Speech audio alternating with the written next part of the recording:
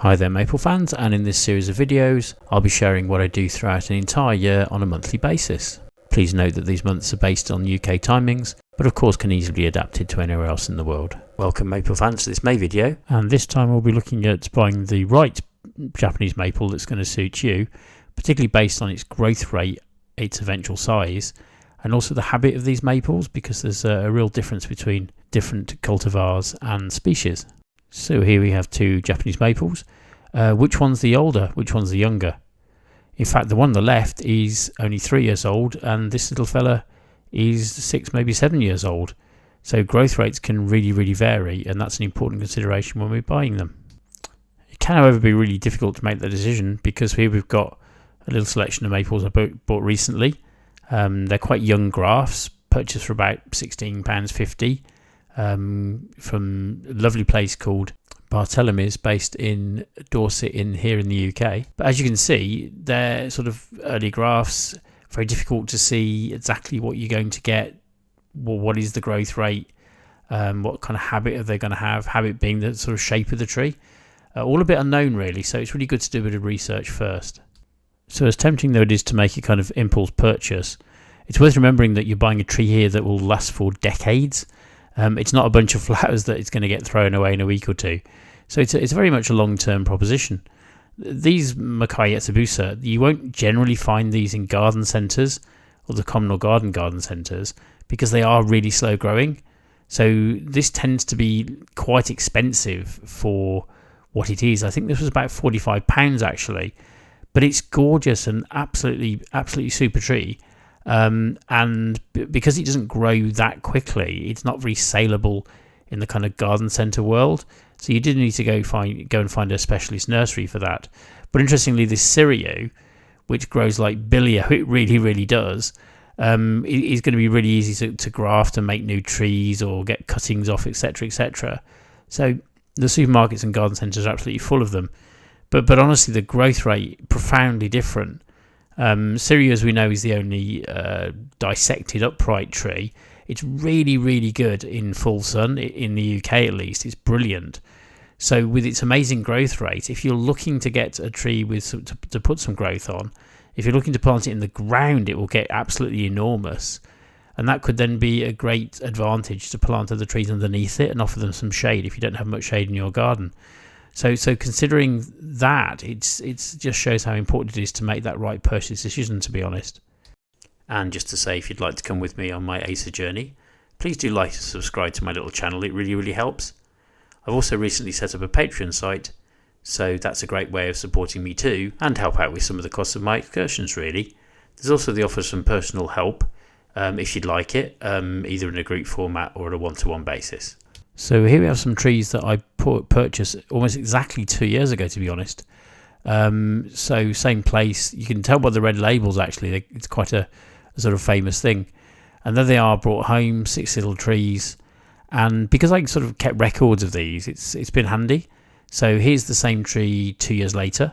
And as you can see, this Orium is looking absolutely gorgeous, but it's still very conservative. It's still small. These indeed will grow to reasonable sized trees, but the growth rate of that one has been very low indeed. This Acontifolium, on the other hand, again a bit more. Certainly this year it seems to have come on leaps and bounds, and worth bearing in mind that sometimes it takes kind of a year for them to get really established, or maybe even 2 years, really get that root system going, and then they'll sort of spring up after that. So the Wilson's Pink Dwarf here as well. Again, it is a dwarf tree, so it says it in the name really. But you can clearly see here that it's not enormous. It's just a nice steady growing tree, and not wildly different to the original. It seemed to be quite big when I bought it actually, but hasn't grown that much since. Whereas this Okushimo, which I absolutely adore because the leaf shape's just fantastic, is a little tower really. And of course that growth has gone vertically up, so that's kind of my chest level. So it's a good few feet off the ground now in the same kind of growing period. This seems to grow very late into the season and make the most advantage of the season as well, and that's probably sort of one of the reasons it grows so fast. The biggest one of all though is that little Wendy. Again, amazing growth, and it should really be considered that the shape, the habit as they call it, of these trees is really important. Whereas the Okushimo has gone straight upwards, so in a small space, as long as you've got roof height, and as most of us have, that's absolutely fine. But this is rather similar to a Sakazuki or something like that, with this sort of much lower wide spreading habit. So actually they can take up quite a lot of room and sort of creep up on you in that way. Here we have Viridis, again this year looking really, really good, some nice new growth there. But most of these Disectums are pretty slow growers, to be honest with you. And that's nice. That looks absolutely fantastic, and that's going to stay small. And yes, it's weeping, but it's because it's a slow grower, it's really not so extreme. So here we have from 3 years ago a little princess that I bought, and there she is looking lovely. Then the year later there's another one of it, so again just a little bit bushier, a little bit more growth going on there, which is lovely to behold, to be honest with you. And then this is this current month, and again it's not done anything wild really. I've seen these sort of staked up to give them a lot of height, which I don't really like, to be honest with you. I think it's a gorgeous little tree, and it's almost like a do-it-yourself bonsai sort of thing really. It just grows like that. But lovely small leaves, lovely colour, really dense little foliage there, but a very, very slow grower. In contrast, we've got Sazanami, which it's just an amazingly fast-growing tree. If you really want something tall and sort of upright that's going to put on some growth, it's just phenomenal. I swear in 1 year, I think I only bought that last year, it's doubled in size. The difference here, though, is because it's kind of a more upright shape. It's not so spreading like a Sakazuki or Wendy. Kind of a lot more manageable, really. So there's a lot of foliage there, but it's all heading sort of fairly northward. So easier to fit in amongst other trees, really, to be honest. As you can see, it's got a lovely sort of reddy, greeny, bit of a combination colours there, really, which is fantastic and shouldn't be overlooked. So here we have Twombly's Red Sentinel. That's 3 years ago. A lovely, lovely, crazy tree that kind of grows really up in the air. So again, it's quite a nice habit. And there we have the current version as of now, really. As you can see, it's a lovely, lovely deep red colour. It's really, really dense foliage, which looks fantastic, but very manageable again because it's so vertical. I've even heard tales in America of people planting these as sort of almost like a hedgerow almost. So it wouldn't be much good in the winter with no leaves on it, but you can imagine it's so dense and so upright. These will land up sort of 25 foot tall, but only like 3 feet wide, which is kind of crazy.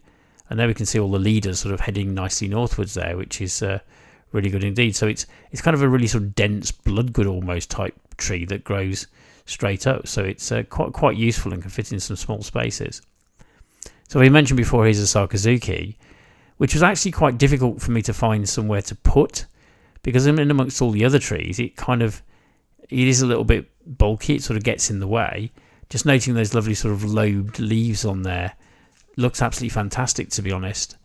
And the autumn colours in the Sakazuki are just amazing.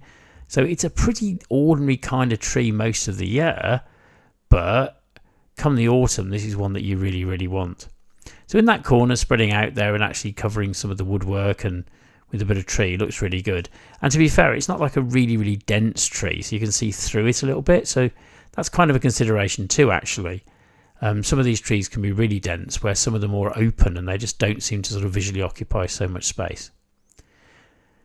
And there we have an Sakazuki seedling from 2018 in another place I sort of visit, Bluebell Nurseries in Ashby de la Zouch in the UK. So 6 years old, I suppose, something like that.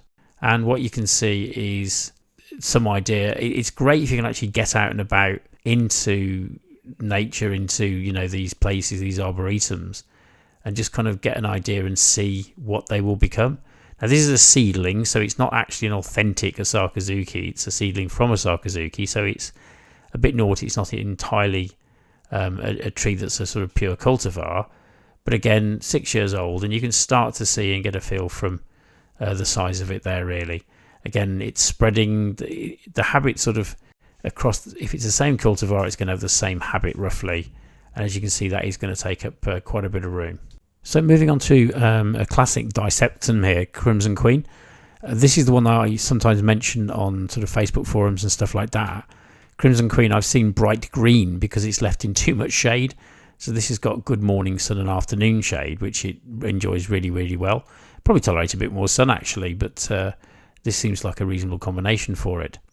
So as you can see, again, it's a dissectum. So this will be sort of low and spreading, but not grow at a terrifically high rate.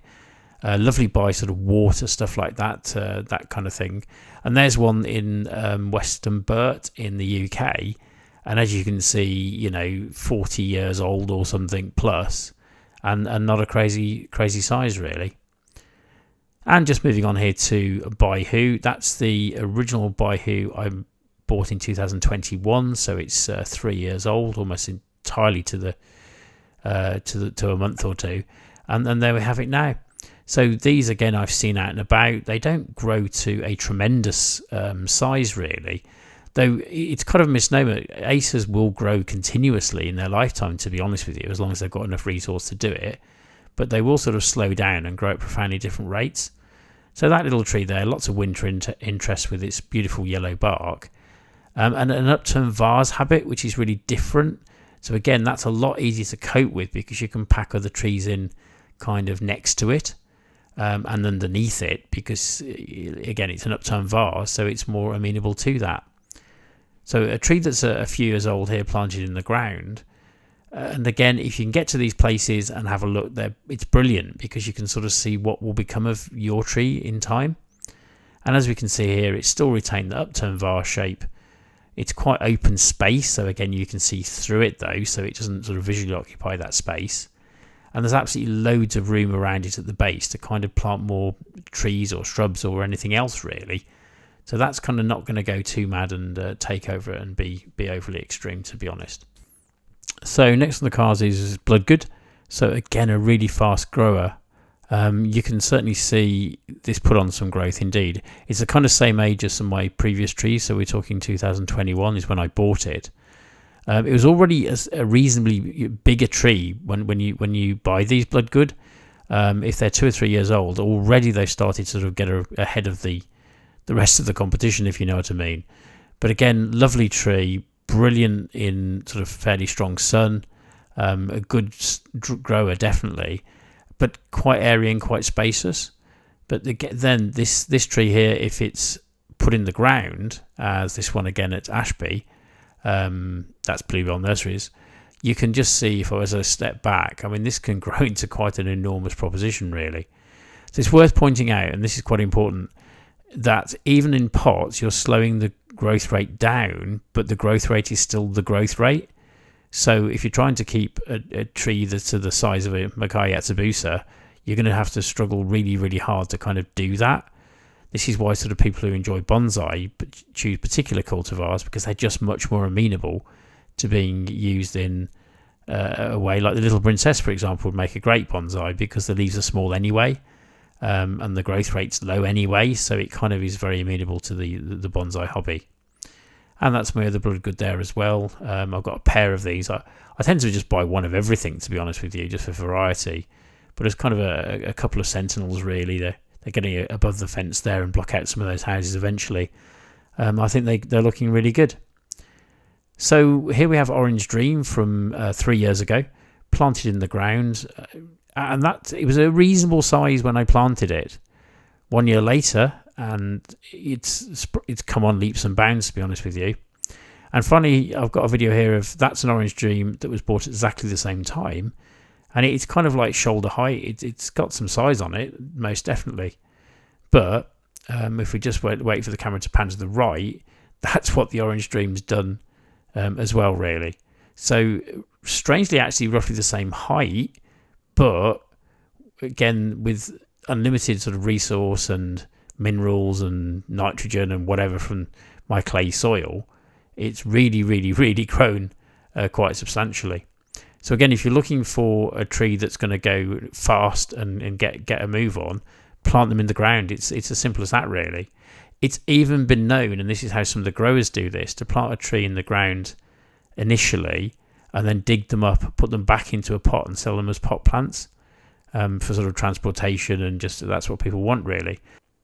So all things considered, best thing to do if you're going to buy them at this size when they're fantastic value, absolutely great, but definitely take your mobile phone with you, do a bit of research first just to understand what you're buying, I think. Again, this is really long-term proposition growing these lovely trees, so it's well worth the investment in a bit of time. If you can buy them at the next sort of size up, should we say, so these are probably a couple of years older, you can then start to see from these kind of size trees what the habit's going to be, that shape, that form, and also what the growth rate roughly is. I mean, by all means, speak to the owners and sort of ask these questions.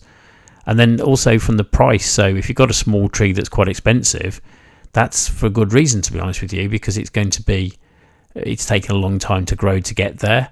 Whereas you shouldn't be paying a fortune for things like Syriu because they're going to grow so quickly anyway. It's kind of a little bit pointless. In a year or two, they'll absolutely catch up with some of these.